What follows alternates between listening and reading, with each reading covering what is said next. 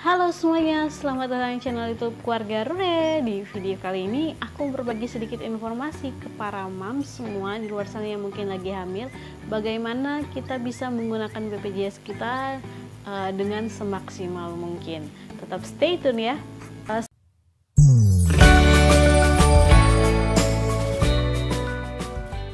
Sebelum aku lanjut ke videonya, semoga para moms di luar sana atau teman-teman semuanya tetap sehat-sehat selalu ya, jaga-jaga kesehatan dan jaga-jaga kebersihan, baik di lingkungan kita, tempat kita tinggal maupun pada diri kita sendiri.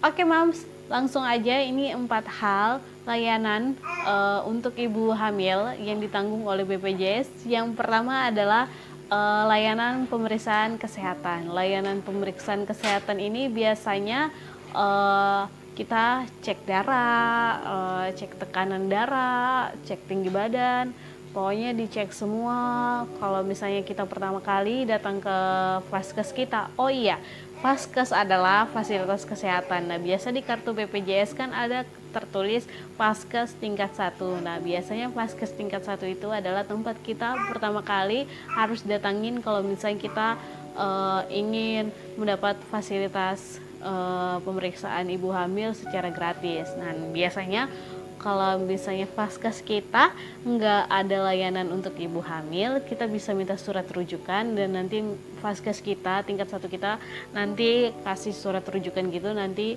kita ke puskesmas atau klinik atau dokter lain yang bekerja sama dengan vaskes tingkat 1 kita ya. Jadi kita nggak bisa milih-milih moms. Nah, untuk layanan pemeriksaan kesehatan ini yang ditanggung oleh BPJS ada 4 kali pemakaian yang kita bisa dapatkan. Jadi 4 kali pemeriksaan itu bisa gratis. Nah, untuk pemeriksaannya itu ada ketentuannya juga moms. Jadi kita nggak bisa sembarang karena BPJS punya ketentuan sendiri ya. Nah, untuk 4 kali kita dapat secara gratis itu ada ketentuannya sesuai dengan usia kehamilan kita. Yang pertama, usia kehamilan 1-12 minggu itu kita bisa dapat 1 kali pemeriksaan kesehatan secara gratis menggunakan BPJS. Dan untuk selanjutnya kita bisa pakai di usia kehamilan 13-28 minggu. Nah, itu juga 1 kali lagi. Dan yang terakhir di usia kehamilan 29-40 minggu itu 2 kali. Jadi kita hanya bisa menggunakan 4 kali pemeriksaan kesehatan dan kita bisa dapat secara gratis. Kalau misalnya di luar dari itu atau di minggu misalnya pertama kali 1-12 minggu kita bisa mau 2 kali cek ya, untuk kedua kalinya kita harus bayar. Nah, kalau misalnya di puskesmas biasanya udah gratis ya moms. Jadi kalau vaskes kita di puskesmas semua lebih enak lagi. Dan untuk pemeriksaan ini kita harus membawa kartu BPJS, KTP, dan buku PINK. Nah, biasa buku PINK ini didapat di pemeriksaan pertama. Yang kedua adalah USG. Nah, USG ini kita juga bisa dapat secara gratis asalkan ada ketentuannya juga moms. Jadi kalau USG ini kalau misalnya kondisi kita dalam misalnya anak kita yang dalam perut kondisinya menurut dokter kurang baik, nah dokter ini akan melakukan tindakan USG. Jadi USG itu bisa gratis. Tapi kalau misalnya USG kita lakukan dengan kemauan kita sendiri ya kita harus bayar sendiri dan itu nggak bisa gratis. Yang ketiga adalah layanan persalinan. Nah, untuk layanan persalinan ini adalah layanan persalinan untuk lahiran normal. Kayak aku kemarin tuh lahiran secara normal dan itu ditanggung oleh BPJS. Nanti videonya moms bisa klik di sini. Aku sudah sharing, nanti diklik aja di sini.